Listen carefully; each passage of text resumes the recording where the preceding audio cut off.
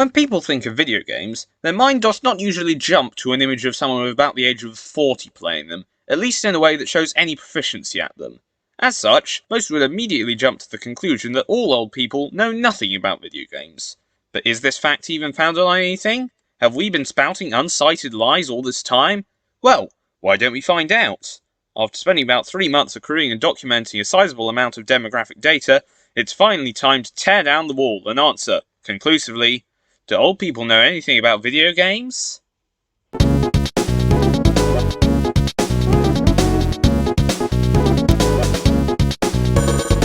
First, we need to understand the boundaries of the experiment. So the data isn't too complicated, demographics are divided into their generational groups, that being Gen Alpha, Gen Z, Millennials, etc. The other factor to take into account is how often they play video games. This can probably be best split into 3 groups: those who don't play video games at all, those who play them occasionally, and those who play them a lot. For the questions, I asked my victims, participants, to name 10 video game characters that are slightly more obscure, while still hopefully being recognisable by a good amount of people. I did this because just about everyone will get at least one question right if I put Mario as one of the characters, and I wanted some more variety in the answers. This survey is trying to test old people's deeper exposure to games outside of just seeing the most popular ones on a billboard. So, which 10 characters did I choose?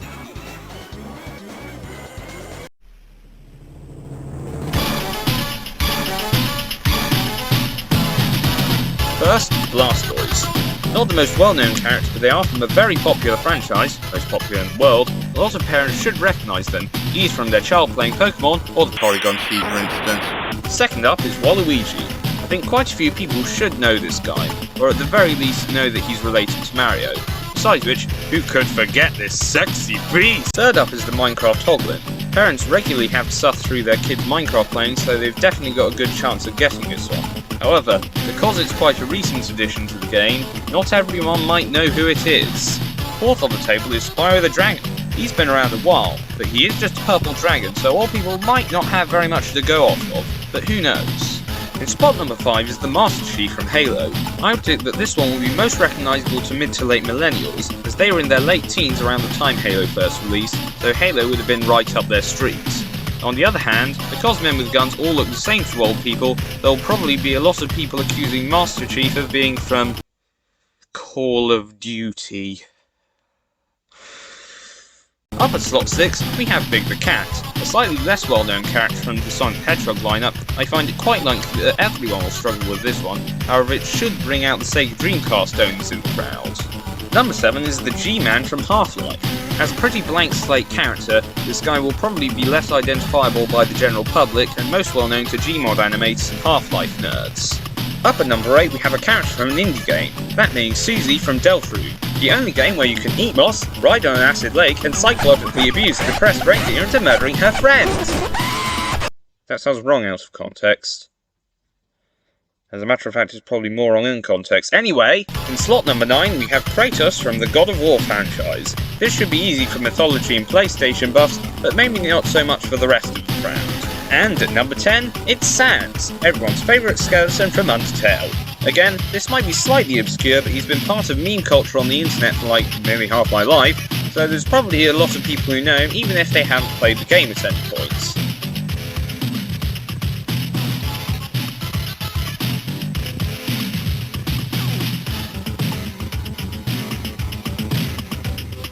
Okay, so, now we have our questions, we need to get some answers. But how do I get them? Well, here's how that went. First, I went to my family for answers. I got them down on a sofa with my PowerPoint and asked them to name the characters as they appeared. So, let's take a look at how that went, eh? Cue the tape!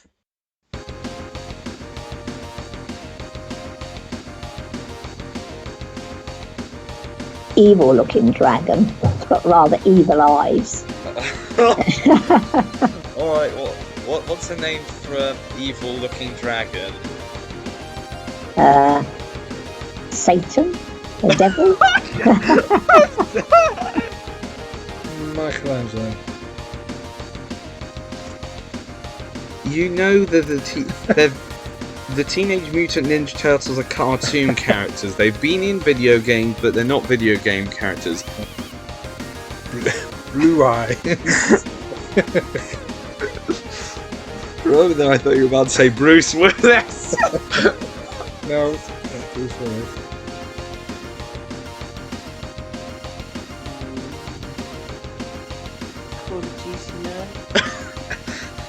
If you say Barney the dinosaur, then no. No, I'm sort of thinking maybe a pink crocodile kind of character, female. This one should be easy. Luigi. No. Right, guess who that is?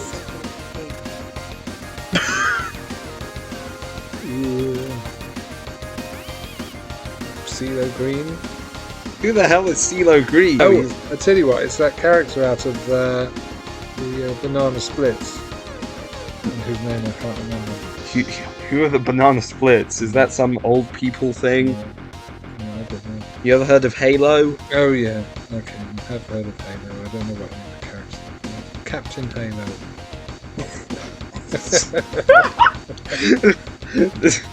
Now, this approach simply wasn't accessible or efficient enough, so I began searching for other ways of gathering responses. As such, I moved on to the next easiest targets, and I consulted my fellow school students for answers during form time. I could not record this as a recording is banned at my school for safeguarding reasons or something, so here's a recreation of the scene. Here, I need to conduct a survey. Will you please have some quiet around here? Thank you. Right, you there, Mr. Teacher, and you there with the nice hair.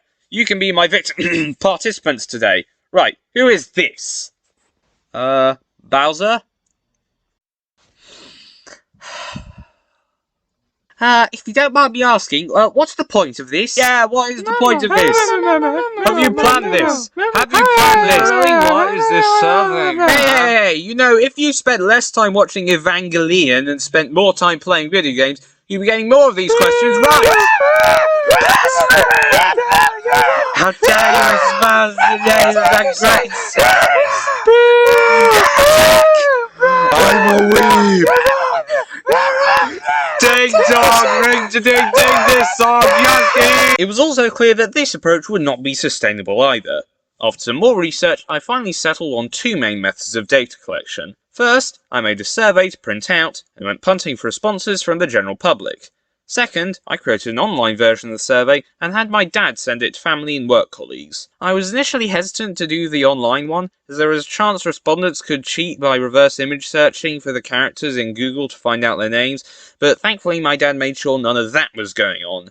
And once that was all in place, it was time to start collecting some responses.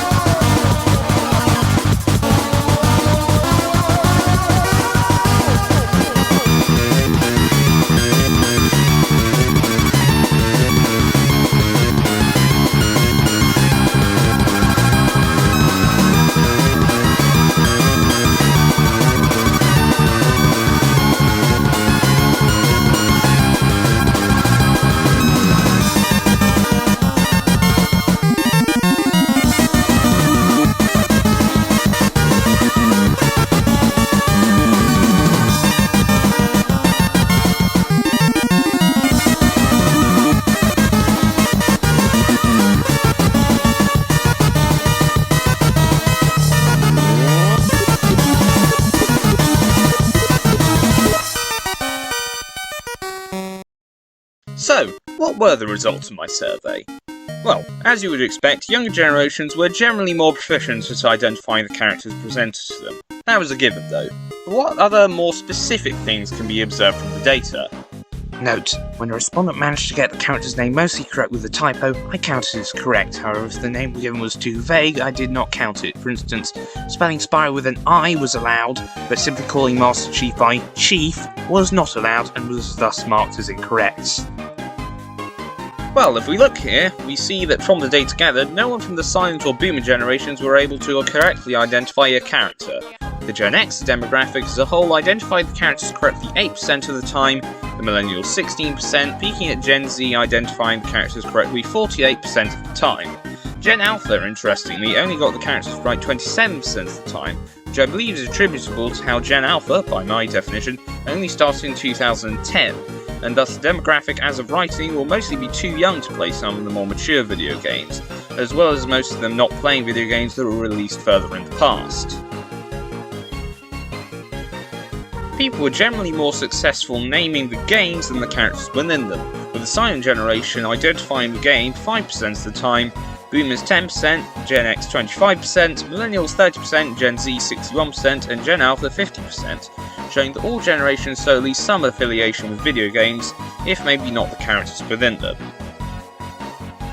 Strangely, people who only played games occasionally scored better than those who played them a lot. Top scorers for character names were millennials who played video games occasionally, scoring 60% correctly. Meanwhile, Gen Z just barely edged them out in game naming, scoring 74% over the millennials' 70%. Now for some more specific observations. The character named correctly most often was our boy Waluigi, being identified correctly by 38.8% of respondents to the survey. At the other end of the pecking order was G-Man, who was identified correctly by only 4.5% of respondents, though there is a possibility that this is because the image they had to go off was shrouded in darkness and might have been hard to make out for some. Unsurprisingly, the game people found easiest to identify was Minecraft, netting a correct response rate of 77.6%, which makes sense due to its distinctive style of blocky animals. However, this was juxtaposed with only 26.5% of respondents being able to identify the character as the Hoglin. Though this makes sense, as it's a comparatively new addition to the game, and people might not have familiarised themselves with it quite yet. The least identified game was Deltarune, of which only 8.2% of respondents were able to correctly identify, along with the name of Susie, which was only identified 10.2% of the time. Some people got that the game was related to Undertale, but since the character doesn't appear in that game at all, I did not count those answers. For the person who said that the character looked like Cassie from Undertale, I hate you. You got so damn close, and then chose the wrong purple character with wrong hair. You got this close, goddammit, this close! An astounding amount of people knew that Kratos was from God of War, but then didn't know what his name actually was. I've never played the game, so I assume he's some kind of mute/silent protagonist who only rarely gets referenced by name. I don't know, but that's about it for the interesting observations.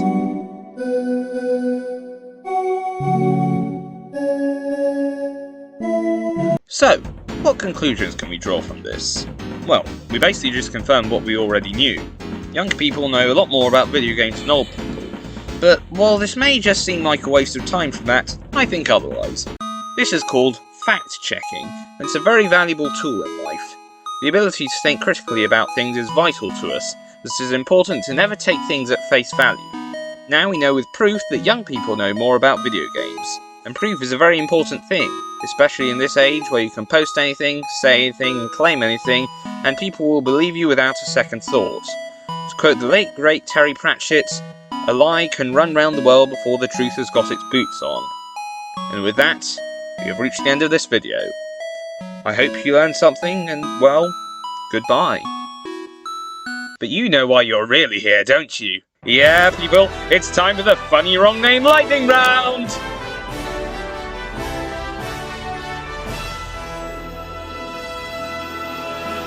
Michelangelo! Robber? My man! Arnold! Another Pokemon! The All-Father! Super Not Mario! Mr. Beefy! Bingo from the Banana Splits! Rock! Robbie Raw! Bob's Bull! Very depressed Lizard! Transformer! Bastard! Bill the Henchman! Basil! Man with Beard! Skeletor! Buff Squirtle! Mr. Mustache! Horse! Demonic Desmond! Mr. It's Turned Out Nice Again! Wow, I'm rubbish. No idea. Dr. Darkness! Woman with Pink Hair! Mars! The Queen! Bowser! Ludwig! Spiny Sydney! Darcy Devil! SAS Superhero! Mustache Cat! Darren! Purple Yoshi! Captain Doom! Death! Oh god, this video took 3 months to make.